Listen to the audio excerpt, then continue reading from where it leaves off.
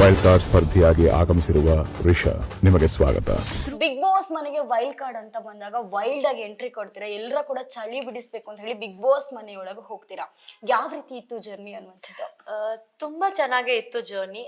May be ಜರ್ನಿಲಿ ಎಲ್ಲಿ ಎಡವಟ್ ಆಗಿತ್ತು ಅಂತ ಅಂದ್ರೆ ಸಲ್ಗೆನೆ ನನಗೆ ಮುಳ್ಳಾಯ್ತು.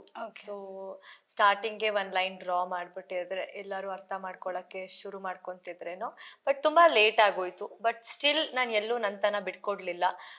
ಅಷ್ಟು ತಾಳ್ಮೆಯಿಂದ, ಅಂದ್ರೆ ಯಾವ್ಯಾವ ಪರಿಸ್ಥಿತಿಲಿ ತಾಳ್ಮೆ ಕಳ್ಕೊಳ್ಬೇಕಾಗಿದ್ದ ಪರಿಸ್ಥಿತಿಲೆಲ್ಲ ಬಿಡಿ, ತಾಳ್ಮೆ ಅನ್ನೋ ವರ್ಡ್ ಅರ್ಥನೇ ಗೊತ್ತಿಲ್ಲ ನನಗೆ. ಈಗ ಕಲ್ಸಿದೆ ಬಿಗ್ ಬಾಸ್ ತಾಳ್ಮೆ ಅಂದ್ರೆ ಏನು ಅಂತ ಕಲ್ಸಿದೆ.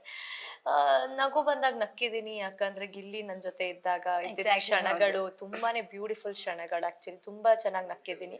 ಅದೇ ಗಿಲ್ಲಿ ಜೊತೆ ನನ್ ಜೊತೆ ಜಗಳ ಆದಾಗ ಅದೇ ಕೋಪ ವಾಪಸ್ ಕೊಟ್ಟಿದ್ದೀನಿ. ಸೊ ನಾನಾಗಿದ್ದೆ. ಎಲ್ಲೋ ಮುಖವಾಡ ಹಾಕೊಂಡಿದ್ರೆ ಇನ್ನೂ ಚೆನ್ನಾಗಿ ಸರ್ವೈವ್ ಆಗ್ತಿದ್ನೇನೋ. ನಾನ್ ಮುಖವಾಡ ಹಾಕೊಳಕ್ ಆಗ್ಲಿಲ್ಲ. ಮುಖವಾಡ ಕಳಿಸ್ತೀನಿ ಅಂತ ನಾನು ಹೇಳ್ದೆ, ಬಟ್ ನಾನ್ ಮುಖವಾಡ ಹಾಕೊಂಡ್ ಆಡಕ್ ನನಗೆ ಇಷ್ಟ ಆಗ್ಲಿಲ್ಲ. ಓಕೆ.